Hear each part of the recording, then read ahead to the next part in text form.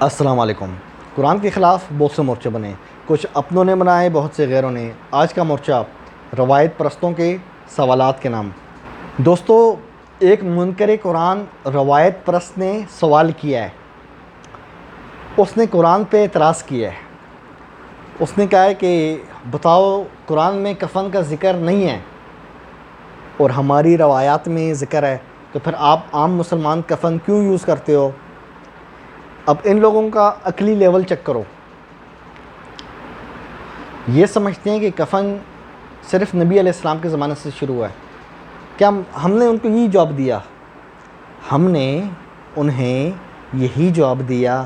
کیا پہلے جو لوگ فوت ہوتے تھے، کیا ان کو کسی تھیلے میں لپیٹ کے دفن کیا جاتا تھا؟ ان کی عقل دیکھو، عقل چیک کرو۔ اب اس طرح تو قرآن میں ناخن کاٹنے کا بھی ذکر نہیں ہے، تو کیا مطلب نبی علیہ السلام سے پہلے یعنی حضرت عیسیٰ علیہ السلام، حضرت موسیٰ علیہ السلام، یہ لوگ کیا ناخن نہیں کاٹتے تھے؟ قرآن میں چونکہ ذکر نہیں ہے، یہ کیا بات ہوئی؟ یہ تو فطری چیزیں ہیں۔ جتنے بھی انسان ہیں نا، نبی علیہ السلام سے پہلے، بہت پہلوں کی بات کر رہا ہوں میں، حضرت نوح علیہ السلام، اس زمانے کی بھی، اس سے بھی پہلے کی بات کر رہا ہوں۔ یہ مسواک کرنا، کیا آپ کے کیا خیال ہے؟ اس زمانے میں جو اللہ کے انبیاء تھے، کیا وہ عبادات نہیں کرتے تھے؟ اسماعیل علیہ السلام اپنے گھر والوں کو نماز کا حکم دے رہے ہیں، یہی نماز تھی 5 ٹائم والی۔ حج کا حکم ہے، اسی طرح جس طرح آج ہم کرتے ہیں۔ میں گاڑی اگر چلاؤں گا نا، تو میرا بیٹا میرے ساتھ بیٹھ کے دیکھے گا مجھے کہ بابا کس طرح گاڑی چلا رہا ہے، اسٹیئرنگ کس طرح پکڑتا ہے، کٹ کس طرح کرتا ہے، بریک کس طرح لگاتا ہے۔ اسی طرح حج کے جتنے مناسک ہیں نا، ہے نا قرآن میں آیت، وہ ارنا مناسکنا، ابراہیم علیہ السلام نے دعا کی، ہمیں طریقہ بتا۔ اللہ نے طریقہ بتایا، آپ کو دیکھ کے مومنین نے وہ طریقہ سیکھا۔ دیکھ کے سیکھی جاتی ہے نماز، حج دیکھ کے سیکھا جاتا ہے۔ اس زمانے سے آج تک انسان ایک دوسرے کو دیکھ کے سیکھ رہے ہیں۔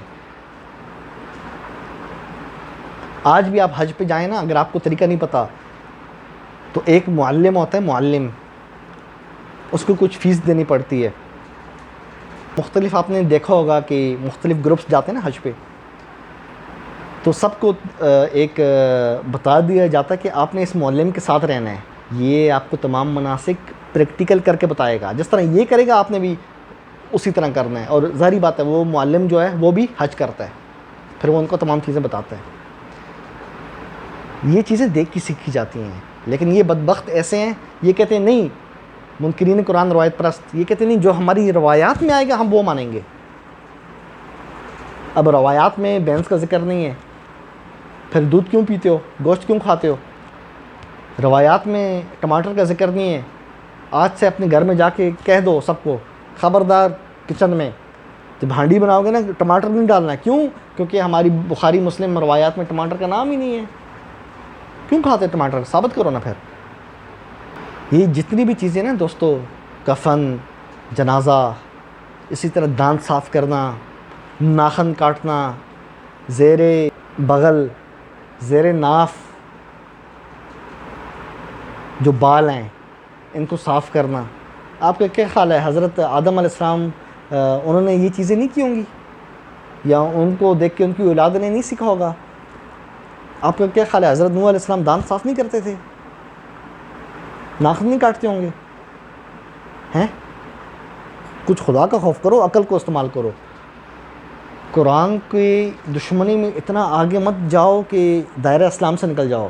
مجھے منکرین قرآن روایت پرستوں نے چیلنج کیا، ثابت کرو قرآن سے کتا بلی حرام ہے۔ پھر میں نے ویڈیو بنائی، یہ آپ کے اوپر آ رہی ہے تصویر، میں اس ویڈیو کا لنک نیچے کمنٹس میں بھی دوں گا۔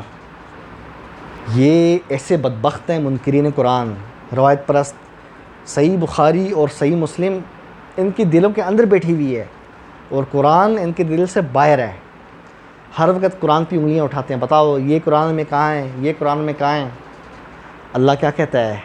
تفصیل لکل شیء، ہر چیز کی تفصیل ہے۔ پھر کیا فرمایا؟ تبیان لکل شیء،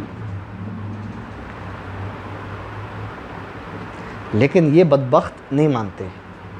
کہتے ہیں قرآن میں نماز کا حکم ہے، طریقہ نہیں لکھا ہوا. اچھا آپ کی روایات میں نا جو نماز کا طریقہ لکھا ہوا ہے، بعض چیزیں تو سنداً ضعیف ہیں. اگر آپ سند کے طور پہ لوگے تو آپ کی نماز بھی ثابت نہیں ہوتی. پھر میں نے ابھی مثال دی تھی نا، یہ پریکٹیکل چیز ہے، دیکھ کے سیکھی جاتی ہے. جب یہ کتب روایات نہیں تھی تو کیا مطلب لوگ نماز نہیں پڑھتے تھے؟ ایک شخص 50 ہجری میں پیدا ہوتا ہے اور 130 ہجری میں وفات پا جاتا ہے. اس کے سامنے وہ کہیں دور رہتا ہے، اس کے سامنے کوئی روایات نہیں آتی. ہوتا مسلمان، مثال کے طور پہ وہ ترکی والا جو آج ایریا ہے اس جگہ پہ رہتا ہے، اس تک روایات نہیں پہنچتی، جو کہ 90% آپ کی روایات باطل ہیں بے اعتبار سند. تو کیا مطلب اس زمانے میں لوگ نماز نہیں پڑھتے تھے؟ پڑھتے تھے نا. وہ کس طرح پڑھتے تھے؟ اسی طرح دیکھ کے. اب یہ کہتے ہیں کہ نماز کا طریقہ قرآن میں نہیں لکھا ہوا، تو پھر میں نے اس پہ پورے 1 گھنٹے کے قریب یعنی 50 منٹ کی ویڈیو بنائی ہے. یہ اوپر آپ کی چل رہی ہے پکچر اس کی، اسی چینل میں آپ ڈھونڈیں آپ کو مل جائے گی ویڈیو. اس میں نے ثابت کی ہے تمام چیزیں. یہ نماز اسی طرح جس طرح آج ہم رکوع کرتے ہیں نا، آپ کا کیا خیال ہے ابراہیم علیہ السلام کسی اور طریقے سے نماز پڑھتے تھے؟ بیٹھ کے پڑھتے تھے، لیٹ کے پڑھتے تھے؟ یہی طریقہ تھا. زکریا علیہ السلام کے بارے میں کیا آیا ہے قرآن میں؟ وَهُوَ قَائِمٌ يُصَلِّي، کہاں؟ فِي الْمِحْرَابِ، کھڑے ہو کر نماز پڑھ رہے تھے. کہاں؟ محراب میں. یہی طریقہ ہمارا سیم ٹو سیم. اللہ اکبر کہنا، قیام کرنا، رکوع کرنا، سجود کرنا، سلام پھیرنا، یہ انبیاء کے زمانے سے آ رہا ہے.